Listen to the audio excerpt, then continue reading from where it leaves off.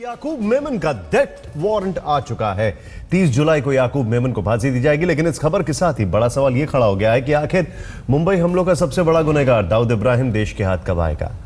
12 मार्च 1993 के दिन मुंबई में हुए सीरियल बम धमाकों में 257 लोग मारे गए थे। उन लोगों को इंसाफ तभी मिलेगा जब गुनहगार फांसी के तख्ते पर पहुंचेंगे। सबसे बड़ा गुनहगार अंडरवर्ल्ड डॉन दाऊद इब्राहिम 93 बम धमाकों के बाद से ही देश के बाहर है और धड़ल्ले से अपना धंधा कर रहा है। याकूब की फांसी की खबर के साथ इस सवाल का बड़ा होना लाजमी है कि आखिर दाऊद देश के हाथ कब आएगा।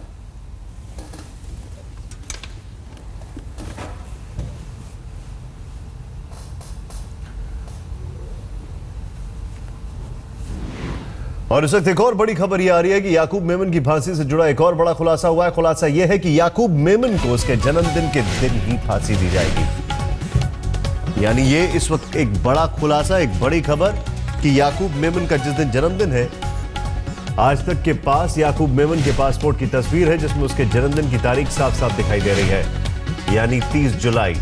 और यही वो दिन है जिस दिन डेथ वारंट याकूब मेमन के लिए जारी हुआ। ये एक्सक्लूसिव तस्वीर आज तक के पास है आपके सामने। ये याकूब का पासपोर्ट है जिसमें बकायदा याकूब के जन्मदिन की तारीख लिखी हुई है, बर्थ डेट और डेथ डेट।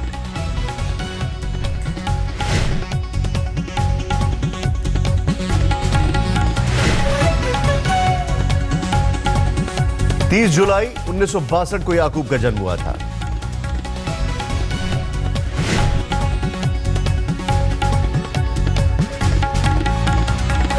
और याकूब के पासपोर्ट से हुआ है यह खुलासा, याकूब के जन्मदिन के दिन ही डेथ वारंट। याकूब मेमन की अगर बात की जाए तो जिस तरीके से यह पूरा घटनाक्रम हुआ है, मुंबई ब्लास्ट के दोषी याकूब मेमन को 30 जुलाई को सुबह 7 बजे नागपुर जेल में फांसी दी जा सकती है। 22 साल पुराने मुंबई ब्लास्ट केस में यह पहली फांसी होगी। याकूब मेमन की दया याचिका सुप्रीम कोर्ट से लेकर राष्ट्रपति तक ने खारिज कर दी। राज्य सरकार की ओर से याकूब मेमन के परिवार को भी फांसी की तारीख के बारे में सूचित कर दिया गया है, ऐसी खबरें आ रही हैं। 1993 में हुए धमाके में 260 लोगों की मौत हुई थी, 13 लोग घायल हो गए थे। याकूब की रिव्यू पिटीशन सुप्रीम कोर्ट ने 9 अप्रैल को खारिज कर दी।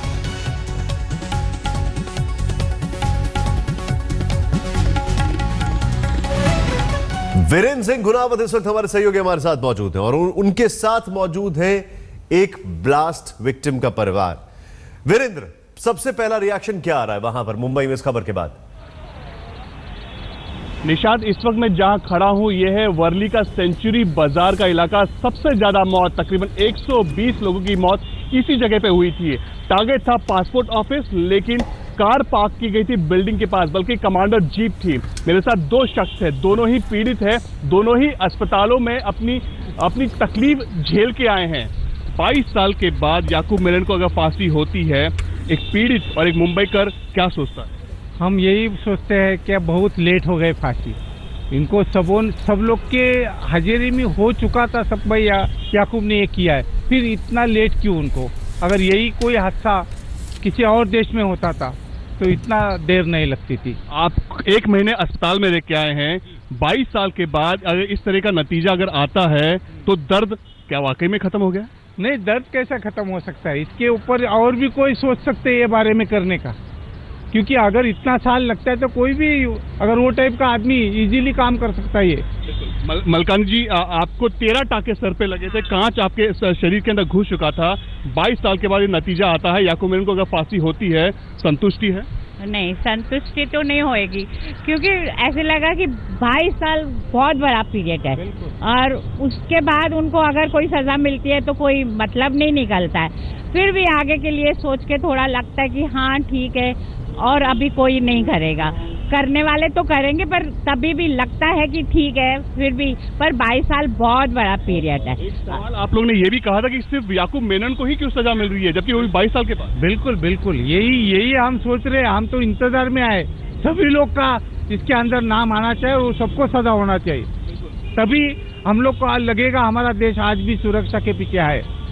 एक चीज पूछना चाहूंगा, हालांकि बहुत 22 साल पुराना मैं पहले लेके जा रहा हूँ, मंजर क्या था यहाँ? आपकी इलेक्ट्रॉनिक की दुकान है, आपके खुद के शरीर में कांच घुसे थे, आपकी पार्लर की दुकान थी, मंजर क्या था? बहुत डरावना, और ऐसे लग रहा था क्या देख रहे हैं, जब कि हमारा कोई कसूर ही नहीं है, हमने कोई कसूर किया नहीं, तो ये सजा क्यों देख रहे हैं और हमारे साथ ही क्यों हो रहा है?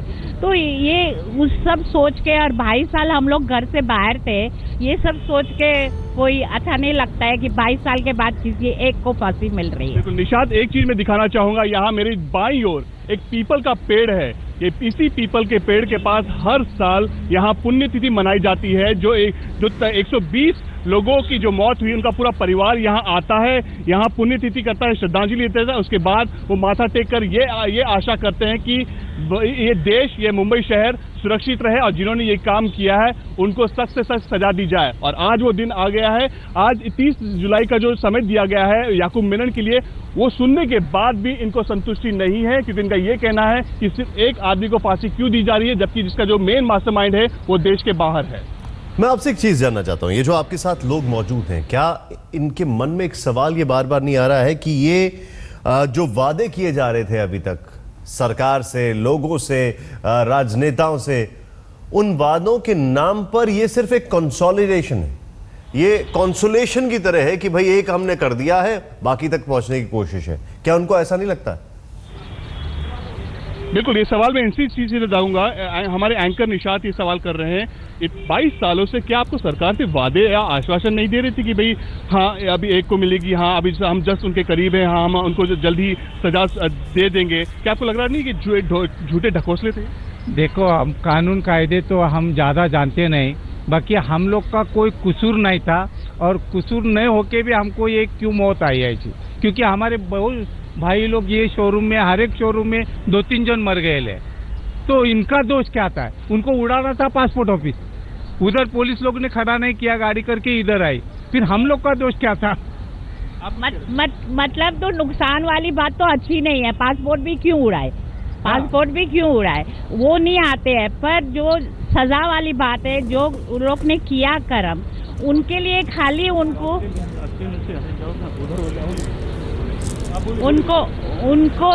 एक को ही सजा क्यों, जब इतने सारे लोग मर गए, और वो थे भी बहुत सारे जिसने ये सब प्लानिंग की है, तो एक कोई सजा क्यों, और वो भी फांसी की सजा। वीरेंद्र, मैं आपको रोकूंगा यहाँ पर। हमारे साथ वही सवाल हो रहा है। हमारे साथ वरिष्ठ अधिवक्ता उज्जवल निकम भी मौजूद हैं, उनसे भी हम बातचीत करेंगे। याकूब मेमन पर 12 मार्च 1993 को मुंबई में हुए सीरियल बम धमाकों में शामिल होने का आरोप है। बम धमाकों के आरोप में याकूब मेमन को नेपाल से गिरफ्तार किया गया था। बम धमाकों का मामला 14 साल तक मुंबई की टाडा कोर्ट में चला, जिसके बाद 18 मई साल 2007 को मुंबई की टाडा अदालत ने याकूब मेमन को फांसी की सजा सुनाई। सजा के खिलाफ ऊपरी अदालत में अपील भी हुई। आखिरकार देश की सबसे बड़ी अदालत ने 21 मार्च 2013 को टाडा कोर्ट के फैसले को बरकरार रखा और याकूब की फांसी की सजा का फैसला जस का तस बना रहा। 21 मई 2014 को राष्ट्रपति भवन ने भी याकूब मेमन की दया याचिका खारिज कर दी। उज्जवल निकम इस वक्त हमारे साथ हैं। निकम साहब, मैं आपसे एक चीज समझना चाहूंगा यहां पर। ठीक है, देर आए दुरुस्त आए, लेकिन एक तरफ हम देखते हैं 26/11 में इतनी जल्दी फैसला आया, बहुत तेजी से चीजें हुई, और यहां पर धीरे धीरे धीरे धीरे फैसला आने के बाद भी हमारी कानूनी प्रक्रिया ऐसा है कि अब 22 साल के बाद इस व्यक्ति को फांसी दी जा रही है, भले ही इसको पकड़ा भी देर से गया हो।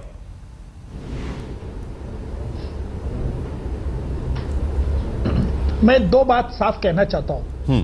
पहली बात तो यह है कि 123 आरोपी के खिलाफ ये बॉम्ब ब्लास्ट की ट्रायल ऑर्थर रोड में चलाई गई, बराबर है जी, जिसमें कई हजारों विटनेसेस थे। उनमें से हमने कई लोगों को विटनेस एग्जामिन किए, क्योंकि बड़े पैमाने पे साजिश हुई थी दुबई में, और ट्रांसपोर्टेशन, लैंडिंग ऑफ आर्म्स, एमिनेशंस, फिर एक्चुअली प्लांटिंग, देन कॉन्स्पिरेसी, कई चीजें थी। दूसरी बात, एक गौर करने की बात है कि ये 14 साल चले, जिसके लिए प्राइमरीली आरोपी रिस्पॉन्सिबल है, क्योंकि इसमें कई आरोपी ऐसे थे, क्योंकि एक बॉलीवुड का एक्टर भी था और कई बड़े बड़े लोग, हस्तियां थी इसमें, जिन्होंने हर कोशिश की कि ट्रायल की सुनवाई कैसी लंबी खींची जाए। उससे उनका एक फायदा यह था कि अंडर ट्रायल प्रिजनर होने के कारण उनको जो फैसिलिटीज मिलती थी वो कंटिन्यू रहे। क्योंकि अगर जल्द उन्होंने ट्रायल चलाई रहती थी तो कन्विक्टेड प्रिजनर के लिए और रिगरस इम्प्रिजनमेंट जो अंडर ट्रायल को मिलती नहीं है। ये दूसरी बात हुई। और तीसरी अहम महत्वपूर्ण बात ये थी कि आज भी हमारी कानून प्रक्रिया में हर कोई गुनाह साबित करने की प्राइमरी रिस्पॉन्सिबिलिटी प्रोसिक्यूशन पे होती है। ये कोई मुलजिम ने जो 227 लोग मरे उनका पोस्टमार्टम एडमिट नहीं किया, इंजरी सर्टिफिकेट एडमिट नहीं किया। हालांकि प्रोसिक्यूशन को हर डॉक्यूमेंट प्रूव करना पड़ा, जिसके लिए कई लोगों की बयान हमें कोर्ट में दर्ज करना पड़ा। और मैंने तो आपको पता नहीं कि आप आरोपी भी बात कह रहे हैं, मैंने 14 साल ऑर्थो रोड में गुजारे। 14 साल के बाद कसाब की ट्रायल और 2 साल में खत्म किया हमने। तो मेरे भी लाइफ के 18-20 साल तो जेल में गए। लेकिन एक बात आपने जरूर ध्यान में रखना चाहिए कि हमने कोई ऐसा सबूत नहीं छोड़ा कि जिसके आधार पर हमने आरोपी को दोषी कर दिया। निगम साहब, एक चीज है और 123 यहाँ आरोपी पर में 100 आरोपी को एक चीज मैं आपसे जो जानना चाहता हूं वो बड़ी गौरतलब ये है कि आज की तारीख में मेमन ब्रदर्स में ये एक व्यक्ति सिर्फ हमारे पास है, टाइगर मेमन। दूर दूर तक उसका कोई अता पता नहीं है। दाऊद इब्राहिम को लेकर चर्चा होती है, लेकिन टाइगर मेमन को लेकर बहुत कम चर्चा होती है। उसका पता ठिकाना, किस तरीके से उसको ट्रैक डाउन किया जाए, उसको पता नहीं है। ये जो एक कदम उठाया जा रहा है याकूब मेमन की फांसी का, क्या ये एक स्ट्रॉन्ग मैसेज के तौर पर जा रहा है वहां पर? क्या एक संदेश के तौर पर जा रहा है? और आपको नहीं लगता ये बहुत पहले हो जाना चाहिए था? कानूनी प्रक्रिया को कई बार इस तेजी से किया जा सकता है।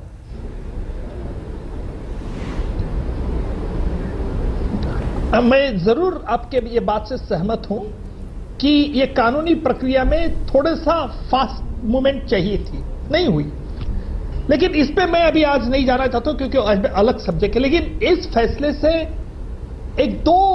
एक बेंचमार्क जजमेंट मैं इसे कहूंगा। एक बेंचमार्क इसलिए कहूंगा कि जिन्होंने साजिश रची थी, ठीक है, उनको तो एक मैसेज, लेकिन जहां से साजिश का स्पॉन्सर किया गया, साजिश सिर्फ टाइगर मेमन और याकूब मेमन ने नहीं की थी। साजिश में दाऊद इब्राहिम और पाकिस्तान के कुछ शख्स ऐसे थे कि जिनकी वजह से दुबई से पाकिस्तान को 15 लोगों को ट्रेनिंग के लिए भेजा गया था। कोई भी व्यक्ति अपना देश छोड़ के जब बाहर जाती है तो दूसरे देश को उसका पासपोर्ट में एम्बार्केशन डिसएम्बार्केशन मोहर लगाई जाती है। ये 15 लोग जब दुबई से पाकिस्तान में गए थे तो दुबई छोड़ने का एक डेट एंडोर्समेंट है दुबई देश का। पुष्पल निगम हमारे साथ है। सर, आईएसआई, पाकिस्तान, दाऊद इब्राहिम और जो मेमन बंधु हैं, इस फांसी से उन सबको एक मैसेज मिलेगा? क्या उनके अंदर भी वो खौफ होगा जो यहां के विक्टिम्स हैं उनके अंदर था?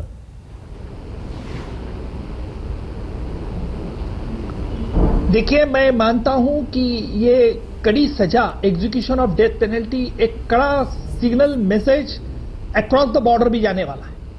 मैं इसलिए कह रहा हूं कि अक्रॉस द बॉर्डर क्योंकि हमने ये कोर्ट में साबित कर दिया है कि 93 के बॉम्ब ब्लास्ट में पाकिस्तान से कुछ लोगों ने इन लोगों को किस तरह से मदद की है।